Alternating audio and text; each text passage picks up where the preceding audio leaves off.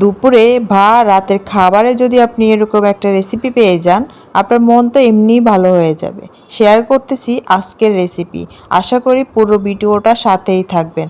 এখানে নিয়েছি ছোট সাইজের একটা পেঁপে, আর পেঁপেটার আমি খোসা ছাড়িয়ে নিয়ে এখন এটাকে সাইজ করে কেটে নিব। আপনাদের কাছে যদি ভিডিওটা বিন্দু পরিমাণ ভালো লেগে থাকে, আপনারা একটু শেয়ার করে দিবেন। আর এটাকে এখন আমি ছোট ছোট করে সাইজ করে কেটে নিব। আপনারা আপনাদের মতো করে সাইজ করে নেবেন। তারপরে এভাবে আমি পুরো পেঁপেটা কেটে নিয়েছি। কেটে এখন এগুলোকে একটা প্লেটে তুলে নিচ্ছি। আর এখন এগুলোকে আমি ধুয়ে পরিষ্কার করে নিব। তো এখন এখানে আমি একটা কড়াইতে একটু সামান্য পরিমাণ তেল দিয়ে দিয়েছি। তেল দিয়ে আমি পেঁপেটাকে এটার সাথে দিয়ে দিয়েছি। দিয়ে এখন এখানে আমি দিয়ে দিচ্ছি মসুরের ডাল 1 কাপের মতো। আমি মসুরের ডালটা আগেই ভিজিয়ে রেখেছিলাম। দিয়ে দিচ্ছি এখানে 1 কাপ পরিমাণ মতো পানি। আর পানিটা দিয়ে এখন সামান্য পরিমাণ লবণ দিয়ে এটাকে একটু নেড়ে ছেড়ে ঢাকনা দিয়ে 10-15 মিনিটের মতো এটাকে সিদ্ধ করে নেব। তো ফিরে আসছি 10 মিনিট পর। দেখুন কতটা সুন্দরভাবে এটা সিদ্ধ হয়ে গেছে। আপনারাও ঠিক এরকম করে সিদ্ধ করে নেবেন। তারপরে এখানে আমি একটা চুলার মধ্যে প্যান বসিয়ে দিয়েছি। আর প্যানের মধ্যে দিয়ে দিচ্ছি সরিষার তেল।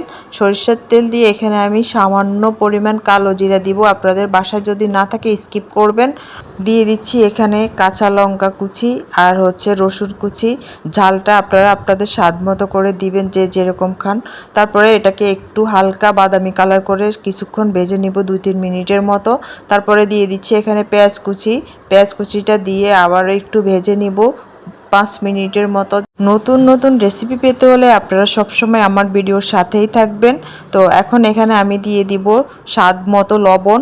তারপরে এটাকে আবার একটু ভেজে নিব। ভেজে আমি এখন দিয়ে দিচ্ছি এখানে শুকনো লঙ্কা 4-5টার মতো। আবারও 2-3 মিনিটের মতো একটু ভেজে নিব।